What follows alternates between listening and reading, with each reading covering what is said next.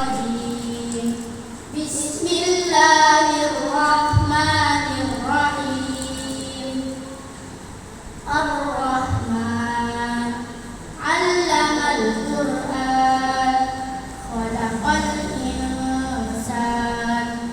علمه البيان الشمس والقمر بحسبان والنجم والشجر يسجدان والسماء رفعها ووضع الميزان ألا تطغوا في الميزان وأقيموا الوزن بالقسط ولا تخسروا الميزان والأرض وضعها للأنام فيها فاكهة والنخل ذات الأكمام.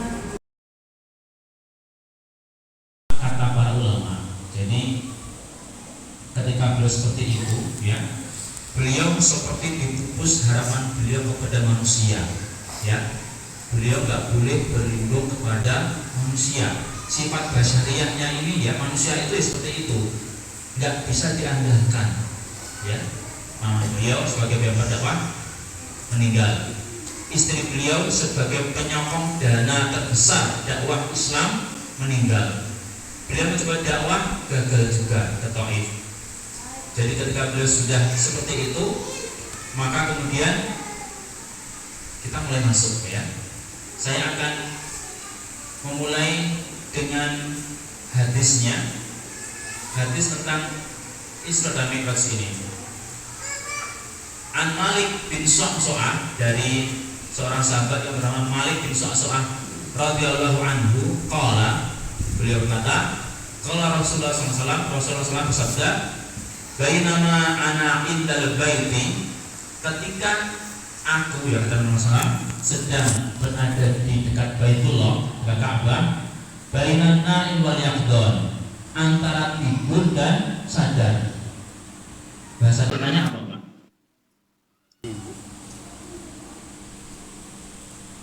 Belum tidur, ya, tapi sudah sering-sering begitu, ya. Kemudian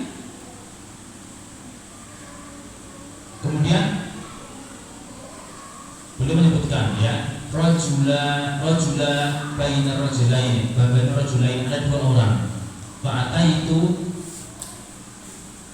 kemudian bi apa ini, ya, tustin min dahab, ya. Beliau, orang itu membawa bejan dari emas, mulian hikmah wa imanan, yang diisi hikmah dan iman. Kemudian terjadilah apa yang terjadi, yaitu untuk kali kedua Rasulullah SAW dibelah dadanya, ya, dibelah dadanya.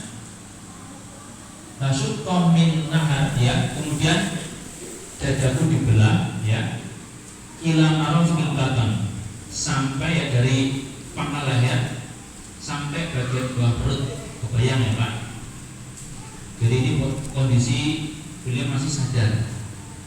Tsumma gusila al-batnu bima zamzam, kemudian perutku dicuci dengan air zam-zam.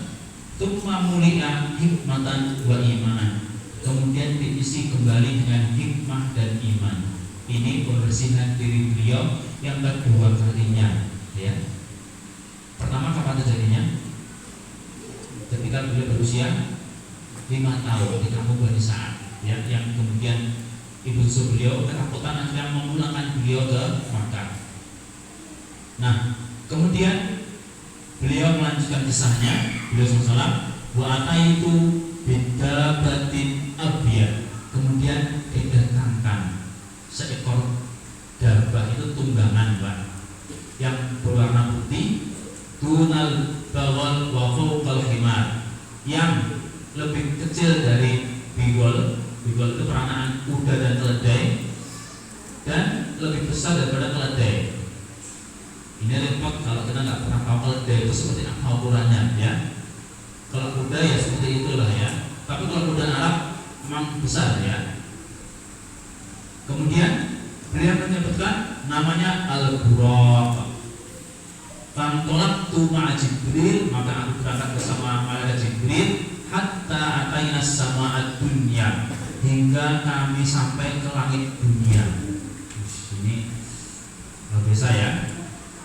Kalau sekarang hadisnya untuk detailnya nanti ya, ini biasa dulu hadisnya. Kila ya, ketika sampai langit pertama, man hada, dikatakannya siapa ini? Pertanyaan ini kepada malaikat Jibril, kepada Nabi Muhammad ya. Qala Jibril ya. Jadi Nabi malaikat Jibril ketika sampai langit pertama, kemudian ditanya nih sama penjaga di situ ya, man hada, siapa ini? Jibril. Ditanya lagi, wa man ma'aka, dan siapa yang bersamamu? Kemudian malaikat Jibril jawab, Muhammad. Ditanya lagi, waqad ursila ilai, loh, apakah sudah diutus? Jawabnya, na'am. Kemudian jawabannya lagi malaikat yang berjaga langit, marhaban bihi wala'an walanik mal maji'u ja'a, selamat ya datang, dan kedatangan yang sangat baik telah datang. Maksudnya Nabi Muhammad ya, telah ditunggu-tunggu. Kemudian hadisnya dilanjutkan dengan fa'ata itu ala Adam. Kemudian Nabi Muhammad SAW mendatangi Nabi Adam, fasalamtu alaihi, kemudian aku bersalam kepadanya, faqala, kemudian Nabi Adam berkata, marhaban bika min ibni wa nabi, selamat datang wahai anak dan nabi. Jadi dianggap anak karena anak keturunan Nabi Adam ya.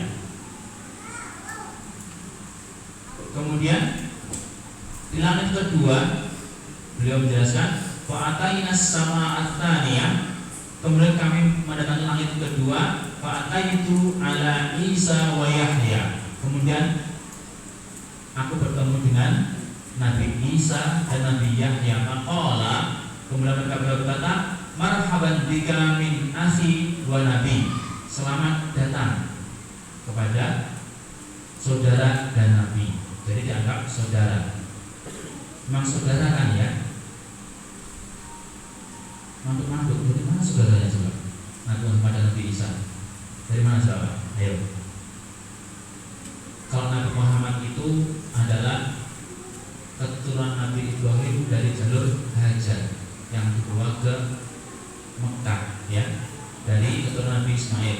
Kemudian nabi-nabi yang lain itu dari keturunan istri Nabi Ibrahim pertama ya, yang kemudian lahir Ishak dan seterusnya, itu jadi bani-bani Nabi Israel. Makanya yang bikin orang-orang Yahudi itu kemudian memusuhi Nabi Muhammad, nggak mau menerima karena mereka menolak, karena ternyata Nabi Muhammad, Nabi terakhir, diutus bukan dari jalur sini tadi, tapi jalur Hajar dari Ismail.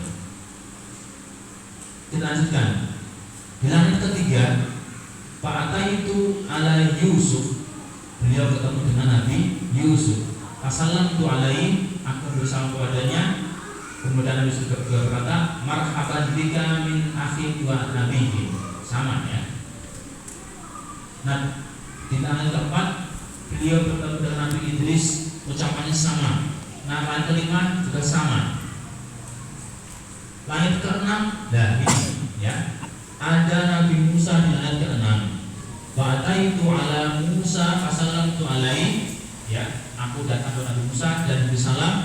Falamma jawastu, kemudian ketika aku melewati beliau Nabi Musa, bahkan Nabi Musa menangis, Pak. Kemudian aku bertanya, mana bergerak? Apa yang membuat menangis? Ya Rabbi hadal gulam, wahai Rabb. Nabi Musa menyebut Nabi Muhammad itu gulam. Gulam itu anak kecil, Pak. Ya Rabbi hadal gulam alladzi bu'itsa ba'di, ya wahai Rabbku, pemuda yang diutus setelahku ini yadkhulul jannata min ummati afdal mimma yadkhulu min ummati. Umatnya lebih banyak yang masuk jannah daripada umatku. Itu yang membuat Nabi Musa menangis ya.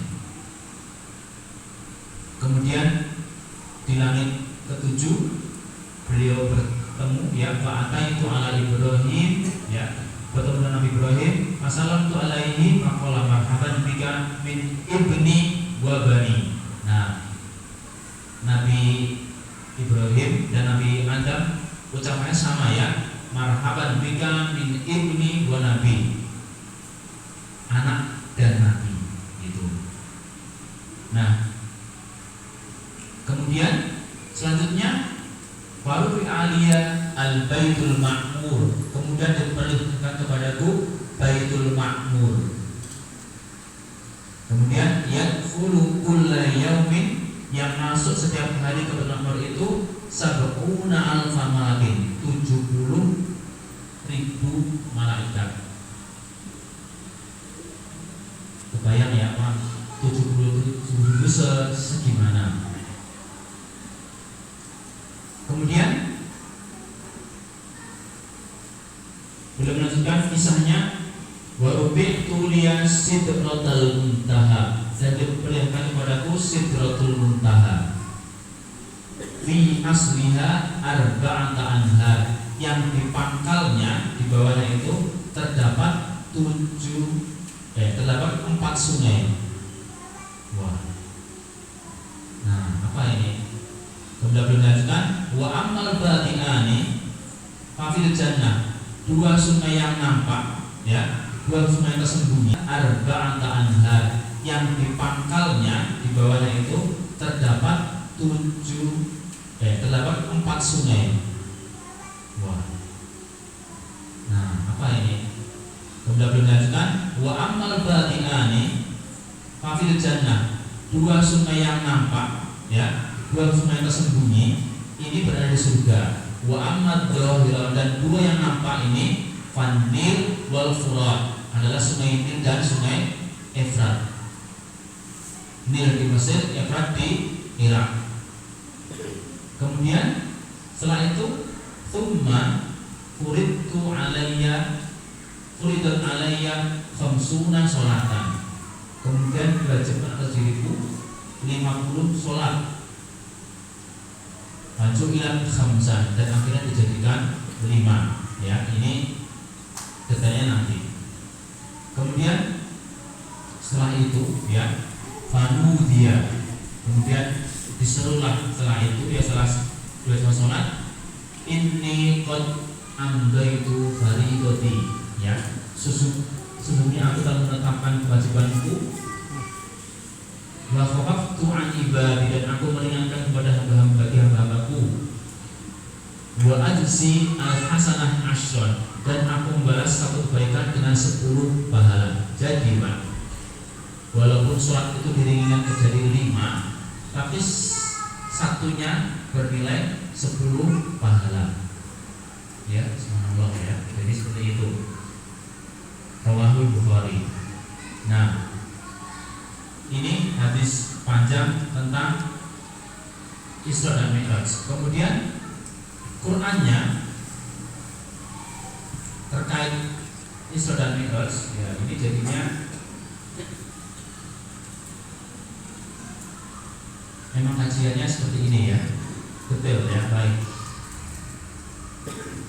tadi saya sholat Jumat di Masjid Agung Magetan, kebetulan imamnya mengisi dengan tema Isra dan Mi'raj. Kemudian beliau ketika sholat rakaat pertama membaca Al-Isra, rakaat kedua melanjutkan ya, jadi bagus sekali ya, pas sekali dengan temanya. Nah, ayat pokok tentang Isra ini ada di surat Al-Isra ayat pertama. Subhanalladzi asra bi 'abdihi lailan minal masjidil haram ilal masjidil aqsa alladzi barakna hawlahu linuriyahu min ayatina innahu was-sami'ul basir. Sekarang langsung ke tafsirnya. Subhanalladzi, menurut orang mufasir itu ahli tafsir, kalau ahli sejarah itu mu'arrikh, kalau ahli fikih itu faqih gitu ya. Jadi namanya beda-beda Pak. Tapi ada juga ulama yang bisa mendapatkan gelar itu semuanya, jago di seluruh bidang begitu. Nah, menurut para ulama tafsirin mufassirin, subhan ini digunakan untuk peristiwa yang secara akal nampak mustahil, ya, sekaligus menafikan bahwa peristiwa ini terjadi dengan kemampuan manusia. Jadi betul-betul ini adalah kuasanya Allah. Menurut Imam Ibnu Katsir dalam tafsirnya, iftatahal ayat ini dibuka bit tasbih, dengan tasbih mensucikan Allah, tanzihan lillahi azza wa jalla, untuk mensucikan Allah anil ajzi, dari segala keterbatasan. Jadi Allah itu memang luar biasa, ya. Nah, kemudian asra bi abdihi, ini artinya apa ini? Yang memperjalankan hambanya, ya, Isra itu adalah perjalanan malam. Nah, bi abdihi, Allah yang memperjalankan hambanya, menunjukkan Isra ini terjadi dengan jasad dan ruhnya Nabi Muhammad SAW bersamaan, ya, bukan hanya ruh saja, jasadnya berada di Baitullah, di Ka'bah, tapi jasad dan dua-duanya ikut. Dan ini bukan mimpi dan bukan sekedar ruh beliau saja. Kemudian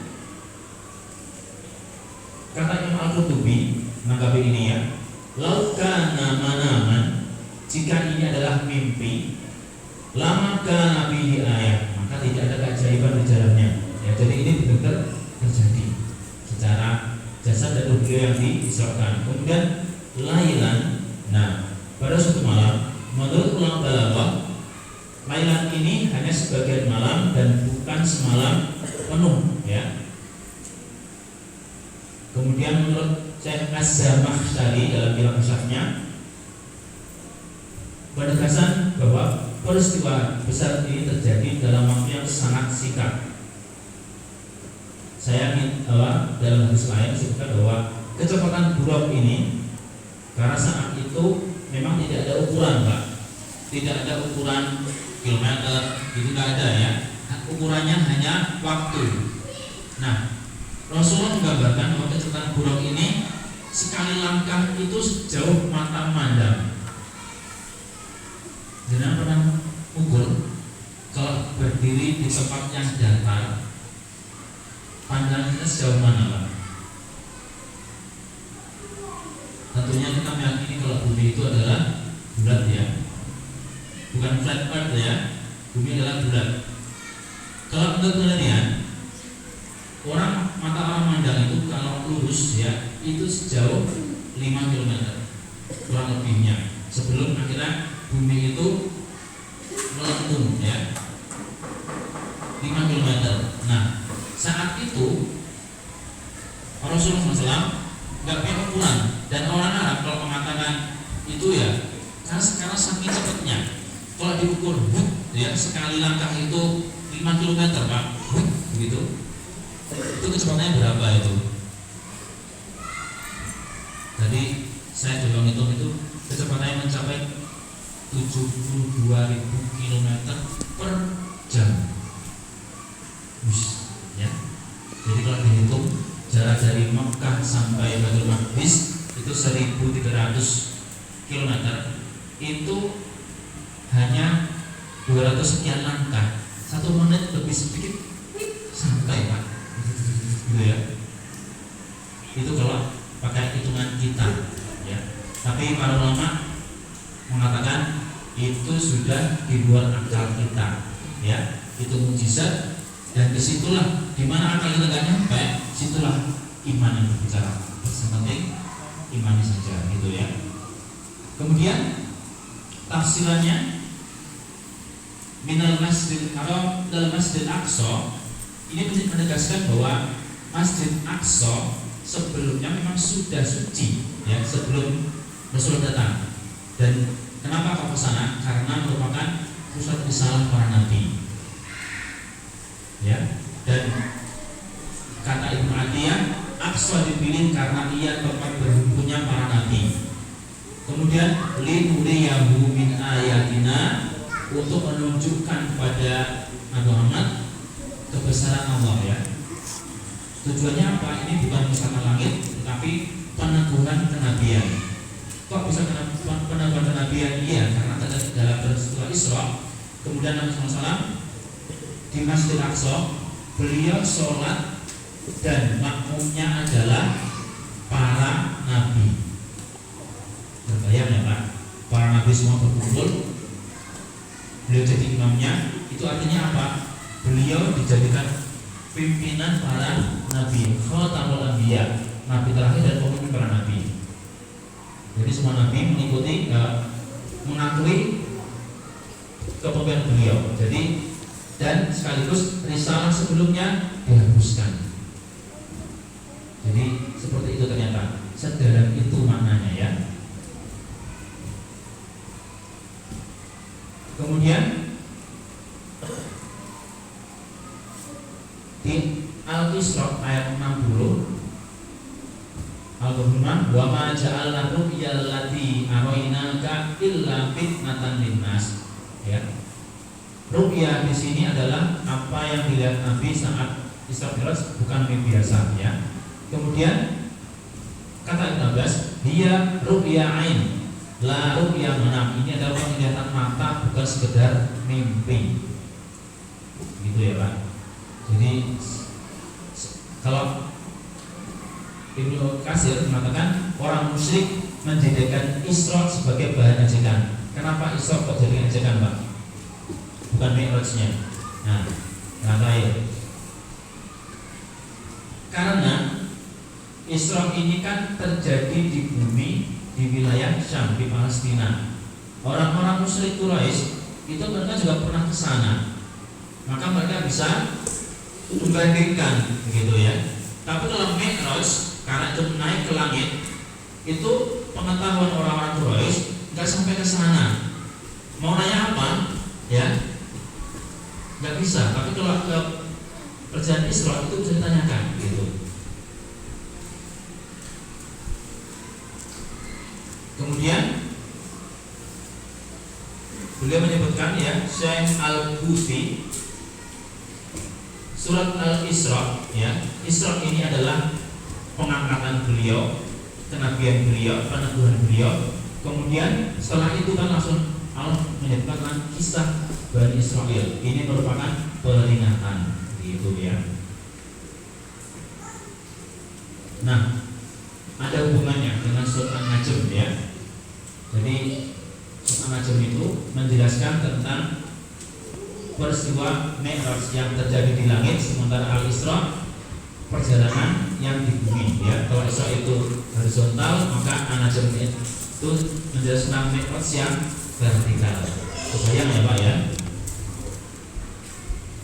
Nah, selanjutnya ini terlalu berat Mbak ya. Nah, yang sudah untuk apa Mbak ya? Kalau kata Gus Bara, wis to sampai ngaji wis apik ya. Ya, pahalanya semuanya ya. Kemudian kita sampai pada yang kedua. Nah,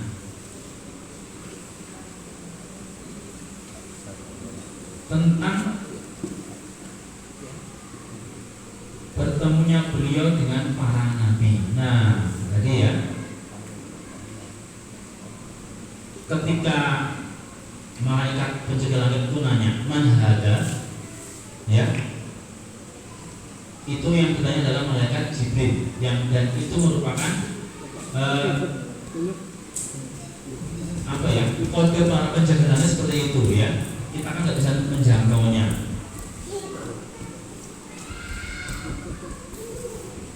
Nah, kalau ada yang nanya, kok Rasulullah sudah bertemu dengan para nabi untuk mengimami sholat ketika di Al-Aqsa, kemudian ketika naik ke langit itu kok masih ditanya ini siapa? Ada yang pernah mikir ke situ nggak? Kan sudah ketemu di Al-Aqsa dan yang sholat, apa sih nanti kok masih nanya? Baik, para ulama menjelaskan ya, pertama ini ada 4 pendekatan. Yang pertama, pertemuan di Aqsa dan langit adalah 2 pertemuan yang berbeda hakikatnya. yang Masjidil Aqsa ini pertemuan yang bersifat kolektif atau jama'i bareng-bareng, ya. Kemudian sholat, dan di situ ada penetapan imamah Nabi Muhammad atas seluruh para nabi, dan tidak terjadi dialog personal atau bersatu kenalan jenengan sinten kulo Adam, nggak ada seperti itu, ya, karena banyak nabinya, jadi nggak terjadi perkenalan itu, ya. Kemudian Ibnu Hajar Al-Asqalani mengatakan dalam Fathul Bari, la yalzimu minal istima al-mutlaq al-ma'rifah asy-syafi'iyah. Tidak mesti sebuah pertemuan besar itu terjadi perkenalan personal. Ya enggak? Iya. Karena kelamaan kalau kenalan, ya. Kemudian artinya bertemu itu tidak kemudian berbicara secara detail, apalagi dalam suasana ibadah dan mukjizat yang besar. Jadi nggak sampai seperti itu.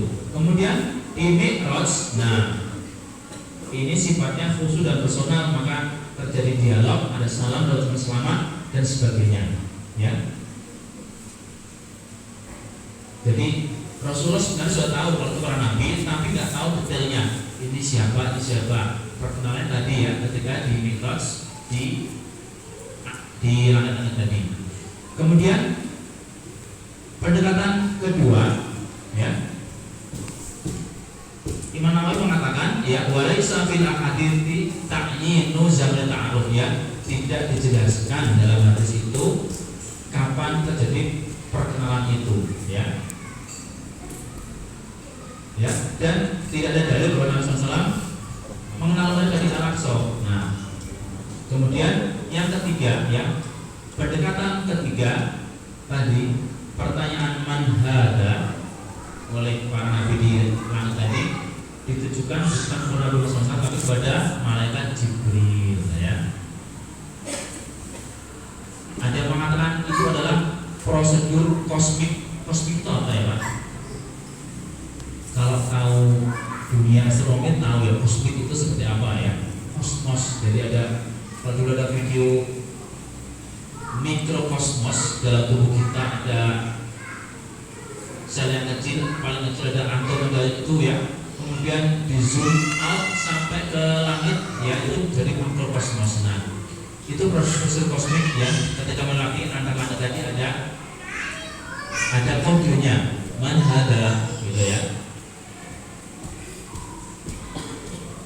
Kemudian Ibnu Hajar mengatakan tentang ini tadi, as-su'al lit-tashrif wa idharul manzilah la lil-jahl, ya. Pertanyaan tadi itu man hada untuk pemuliaan dan penampakan kedudukan, bukan karena malaikat hilal itu nggak tahu, ya.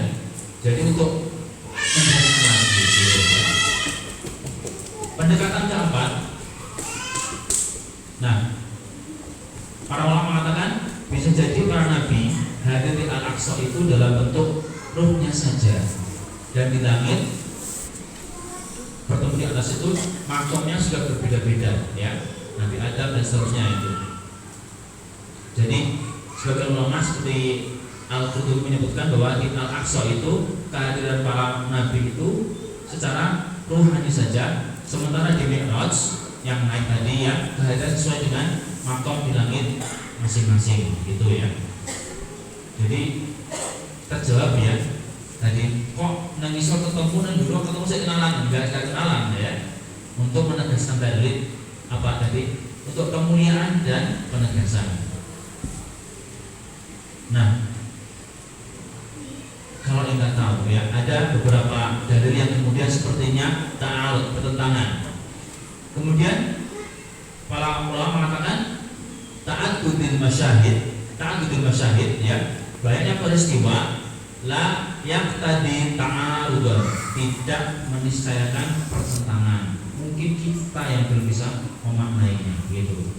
Baik, itu tentang sholatnya para nabi. Kemudian kita sampai pada urutan para nabi dalam Mi'raj dan hikmahnya. Masih ingat ya tadi langit pertama bertemu dengan siapa?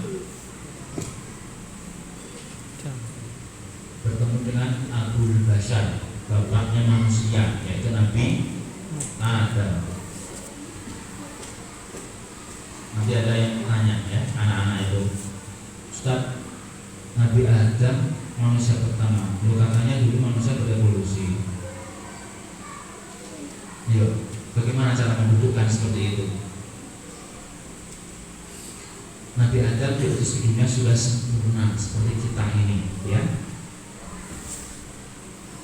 Sementara manusia purba itu adalah jenis yang lain lagi, gitu ya. Jadi beda.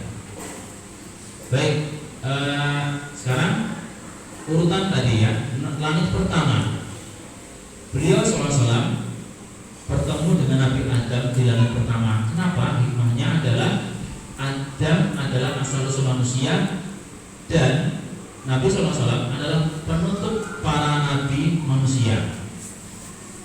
Jadi awal perjalanan beliau dimulai dari akar kemanusiaan ini ya. Nah, Ibnu Hajar berkata, kenapa Nabi Adam? Yang pertama, li'annahu abul bashar fa budi'a bihi, karena beliau adalah bapak manusia, maka dimulailah menetap dengan beliau dalam Fathul Bari ya. Kemudian di langit kedua, beliau bertemu dengan Nabi Isa dan Nabi Yahya. Kenapa hikmahnya ini?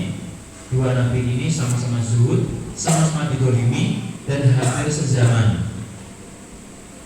Kok didolimi dia? Nabi Isa mau disalib itu ya, kemudian beliau diangkat ke langit, dan Nabi Yahya ketika beliau bersembunyi, kemudian di hutan, bersembunyi dalam pohon yang besar. Kemudian ada yang kasih tahu Nabi Yahya sembunyi, akhirnya beliau digergaji pohonnya dan beliau tergergaji. Begitu. Kita break dulu untuk adzan. Siapa yang adzan?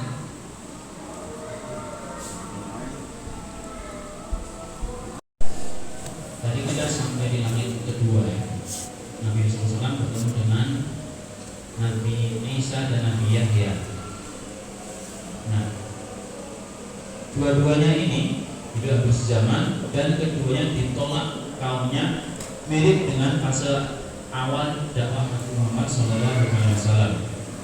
Kemudian Imam Al-Qurtubi menyebutkan dalam Al-Kufim, litasyabuhi mihnatihim wa da'watihim, karena keserupaan, karena kemiripan ujian dan dakwah mereka.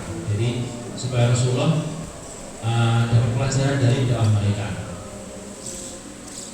Nah, kemudian di langit ketiga, Nabi SAW bertemu dengan Nabi Yusuf. Hikmahnya apa? Ya, kalau Nabi Yusuf ini diberi separuh kegantengan, ya, kalau Nabi dikasih semuanya, ya. Nah, kenapa Nabi Yusuf ini? Nah, beliau juga mengalami dikhianati oleh saudara-saudaranya. Saudara beda ibu ya, di penjara. Kemudian di akhir hayatnya beliau dimuliakan. Dan kenapa kok dalam surat Yusuf disebutkan ahsanal qasas? Nah, nahnu naqussu 'alaika ahsanal qasas. Kenapa? Karena semua pelaku yang disebutkan dalam surat Yusuf itu semuanya happy ending, Mbak. Ya, Nabi Yusuf dan saudaranya dan semuanya happy ending begitu. Bisa minta dicas ini laptopnya, kabelnya ada.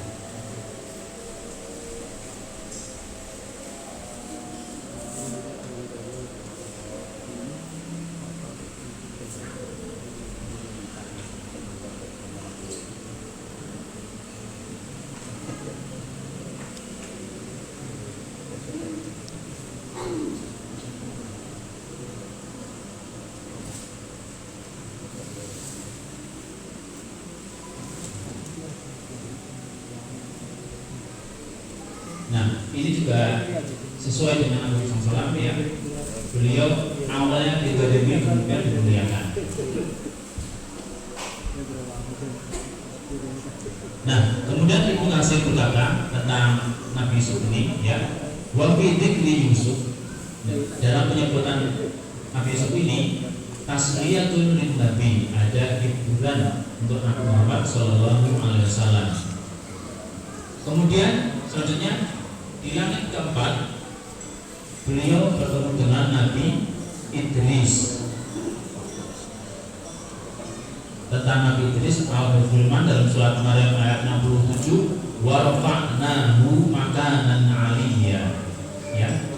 Dan kami telah mengangkat Nabi Idris ke tempat yang tinggi ya, di langit keempat tadi ya. Kenapa? Kata Imam Nawawi, limunasabati raf'ihi bi maqamis sama ar-rabi'ah, karena kesesuaian antara pengangkatannya dan maqam langit keempat. Di langit kelima Nabi SAW bertemu dengan Nabi Harun. Kenapa Nabi Harun? Karena Nabi Harun itu Nabi yang lembut, dicintai kaumnya, dan pendamping Nabi Musa. Sebagaimana yang disifati Nabi Musa, bahwa ketika Nabi Musa diutus ke Fir'aun, yang mana Fir'aun ini dulu adalah teman main ketika Nabi Musa kecil. Pernah kebayang nggak? Teman main ketika kecil, pas gede ternyata jadi musuh dakwah. Bapak angkatnya Fir'aun sudah meninggal. Kemudian yang jadi Fir'aun seterusnya adalah kakaknya, kakak angkatnya. Kemudian pas sudah besar suruh dakwahi itu. Nah, maka Nabi Musa kemudian minta pada Allah ya, setelah Rabbi shrah li sadri wa yassir li amri wahlul 'uqdatam min lisani, yang kembali beliau minta waj'al li waziran min ahli, dan jadikanlah aku, kalau wazir hari ini diartikan dengan menteri, Harun akhi ya. Beliau menunjuk kakaknya yang bernama Harun. Kenapa Harun itu? Afsahu min lisanan, lebih lancar ngomongnya. Nah, jadi keistimewaan Nabi Harun di situ ya. Kemudian Ibnu Hajar mengatakan bahwa Nabi Harun ini wa huwa mahbubun fi qaumi, beliau ini disukai oleh kaumnya. Di langit ke-6. Nah, ini yang posisi penting ya. Nabi SAW bertemu dengan Nabi Musa. Hikmahnya apa? Ini Nabi dengan syariat yang besar dan paling berat ujiannya, dan paling berpengalaman mengurus umat yang ngeyelan. Ya Pak ya. Nah, Bani Israil itu paling ngeyelan. Maka Nabi Musa nanti yang paling aktif berdialog dengan Nabi Muhammad, dan beliau juga yang menasihati soal sholat. Kemudian Al-Qadiyah berkata, likat roti mihnatihi ma'a ummati. Kenapa Nabi Musa di ayat 6? Karena banyaknya pengalaman ujian bersama umatnya. Yang kemudian Nabi Musa nangis ya. Kenapa? Karena umatnya Nabi Muhammad lebih banyak yang masuk surga daripada umat beliau. Nah, di langit ke-7, langit paling atas Pak, beliau bertemu dengan Abul Anbiya, Nabi Ibrahim ya. Hikmahnya, beliau adalah orang yang meninggikan Ka'bah, dan Nabi Ibrahim bersandar di Baitul Ma'mur. Wah, Baitul Ma'mur ini apa? Nanti tanya. Kemudian risalah Nabi Muhammad SAW ini adalah kelanjutan langsung dari milah Ibrahim, atau disebut dengan agama Ibrahim. Yang dulu pernah saya sampaikan bahwa sebelum Nabi SAW diutus, ada seorang tokoh di Mekah yang kebingungan mencari agama yang benar. Siapa namanya? Masih ingat? Masih ingat? Bapaknya, beliau ini adalah bapaknya Al-Ashraf Al-Basyara bil Jannah yang ke-10. Namanya Zaid bin Amr. Zaid bin Amr ini dulu kan beliau mencari agama yang benar ke Nasrani. Ternyata yang dulu ya. Ternyata diri ini ketika sudah yakin, tapi begini, akhirnya enggak, pindah ke Nasrani. Rasanya gini-gini saya yakin, tapi enggak benar. Ada enggak yang seperti lagi? Ada sebenarnya. Ada agama yang lebih lurus. Agama apa itu? Agama Ibrahimiyah. Kata orang Nasrani, kata ulama Nasrani. Terus kalau aku mau belajar Ibrahimiyah, mana belajarnya? Saya sudah nggak ada yang tahu jejaknya kemana Ibrahimiyah. Akhirnya beliau Zaid bin Amr ini menyatakan bahwa agamaku adalah Ibrahimiyah, walaupun nggak tahu syariatnya sama sekali, Pak. Ya, nggak tahu syariatnya sama sekali karena sudah nggak bisa diakses itu. Akhirnya beliau meninggal sebelum ada kenabian. Ya, akhirnya Nabi Muhammad SAW pernah diperlihatkan kepada beliau bahwa Zaid bin Amr ini sudah punya kapling tenda besar di surga. Gara-gara perkataan beliau, agamaku adalah Ibrahimiyah. Begitu, Pak. Tapi kalau sekarang ya enggak, ya sekarang sudah ada petunjuk beliau. Misalnya mengatakan aku Ibrahimiyah, tapi nggak tahu, sudah batal seperti itu ya. Nah, Islam Nabi Muhammad adalah kelanjutan langsung dari milah Ibrahimiyah. Kenapa? Ibnu Katsir menjelaskan, li'annahu shahibul bait wal milah, karena beliau adalah pemilik Ka'bah dan milah, gitu ya. Nah, dari ketujuh langit tadi dengan 8 orang nabi, ya, itu semua dikumpulkan, ya, dan ditampakkan kepada Nabi Muhammad, dan semua disempurnakan kepada beliau. Jadi nampak sekali dakwah dari Nabi pertama sampai beliau ditampakkan semua. Kemudian dalam Fathul Bari disebutkan fakaan nama urdat lahu masyatan nubuwah kamilah, seakan-akan dinampakkan kepada beliau seluruh perjalanan kenabian komplit dalam satu Mi'raj itu. Nah, sekarang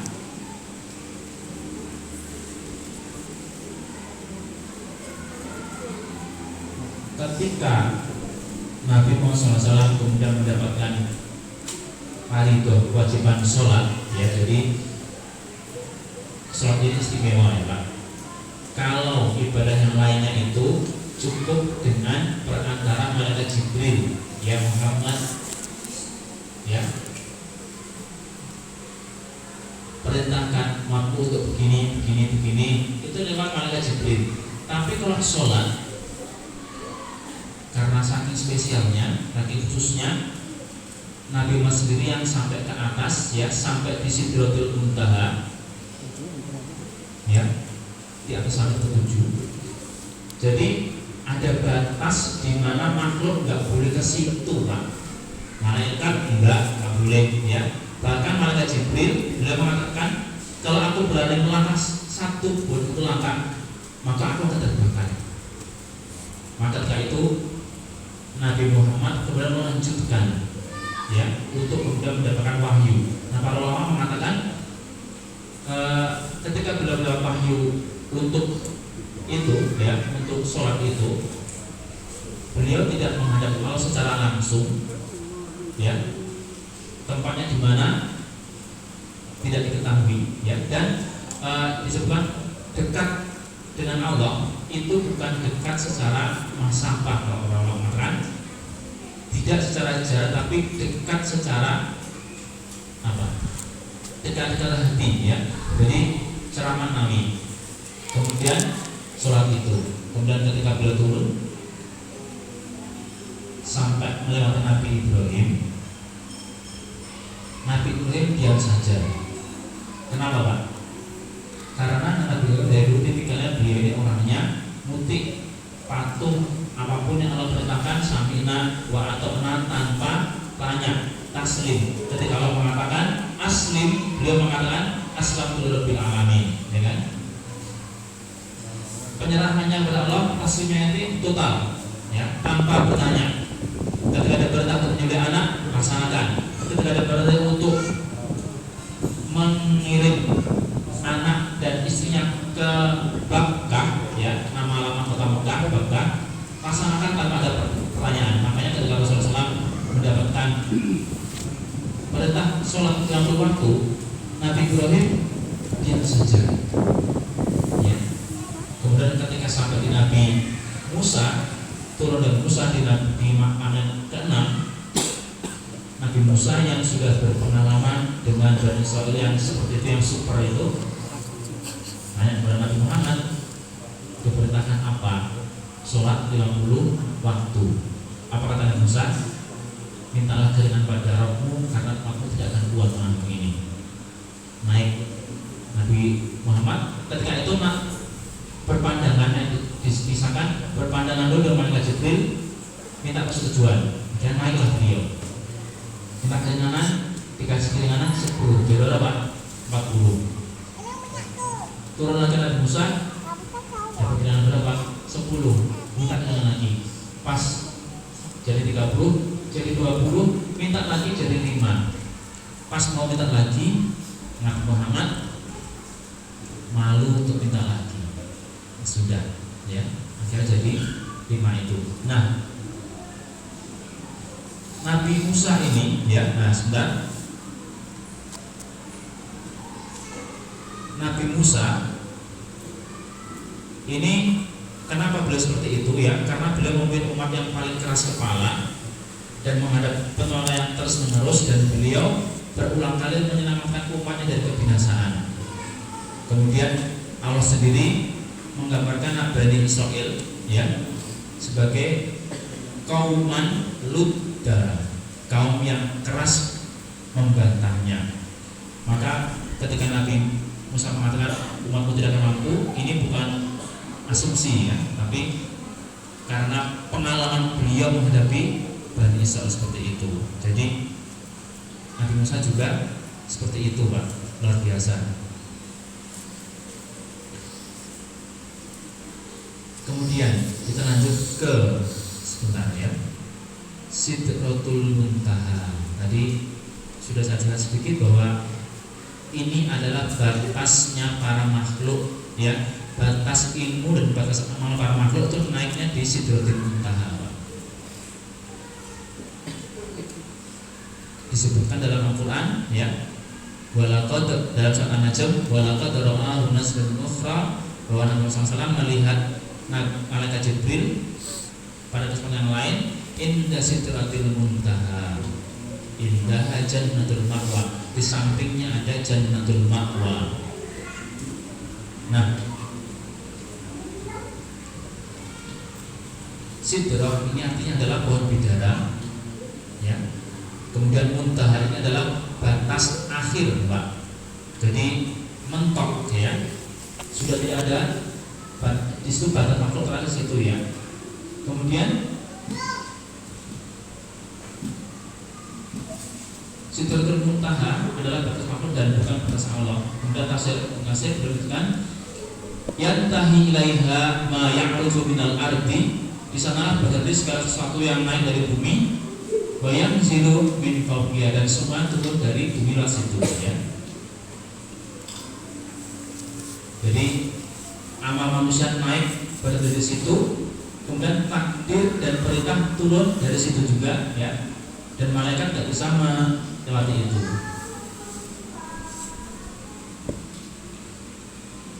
Nah, kemudian Rasulullah SAW menggambarkan tentang Sidratul Muntaha ini, tumma rufi'tu liya Sidratul Muntaha, kemudian kita kepada itu Sidratul Muntaha, fa'idha nabuha, ya, ka'annahu kilalu hajar, ya, buahnya seperti kendi-kendi hajar. Jadi Sidr itu ada buahnya, Pak. Bidara ada, ya, ada. Kemudian wa'idha raquha, dan daunnya ka'annahu adhanul fila, daunnya seperti tenaga gajah. Jadi memang luar biasa besarnya.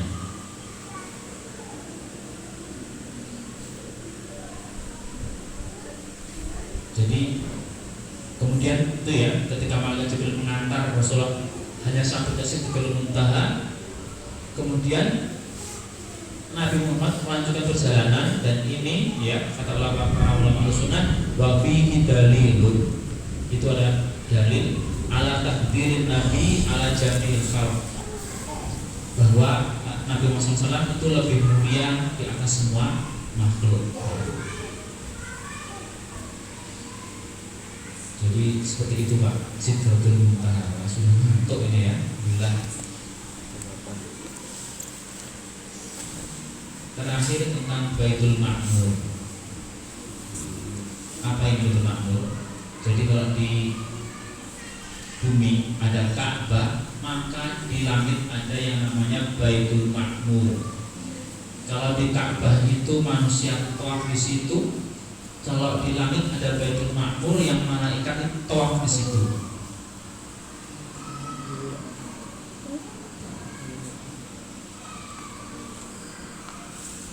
Ya, dalam hadisnya yusalli fihi kullu yawmin sab'una alfa malak, yang di Baitul Ma'mur setiap hari ada 70 malaikat yang sholat. Ya, idza kharaju lam ya'udu ilaihi akhira ma alaihim. Ya, ketika mereka sudah keluar dari situ, mereka tidak kembali lagi. Artinya gantian terus ya malaikat di situ.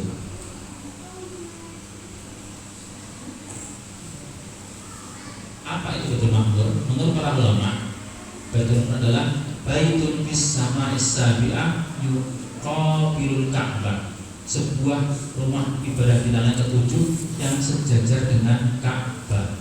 Jangan dibayangkan ya, bumi kan berputar terus. Kalau sejajar Ka'bah terus gimana? Ya, jangan dibayangkan ke situ. Kita tidak sampai ilmunya. Kemudian di surat At-Tur ayat 4 Allah bersumpah dengan Baitul Ma'mur ya, wal baitil ma'mur, yang menunjukkan keagungan dan kemuliaannya. Nah, kemudian lokasinya di mana? Lokasi di langit ketujuh, tepat di atas Ka'bah ya. Bahkan Imam Al-Qurtubi mengatakan lau saqata, kalau Baitul Ma'mur ini jatuh, la saqata al Ka'bah, maka pasti jatuh ke atas Ka'bah. Gitu ya.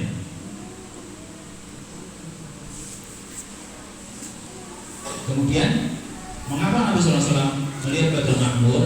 Untuk para ulama, yang pertama itu menunjukkan keluasan ibadahnya para malaikat. Kemudian menegaskan posisi Nabi SAW berada di puncak kosmos, jadi semuanya memuliakan beliau. Kemudian yang ketiga, menghubungkan sholat di bumi dengan sholat di langit. Luar biasa Pak. Jadi seperti itu ya. Jadi ibadah itu bukan pemukul manusia, dan langit itu penuh dengan tasbih, dan sholat kita terhubung dengan sana. Dan Ka'bah adalah pusat ibadah universal. Kemudian panjang banget ini ya.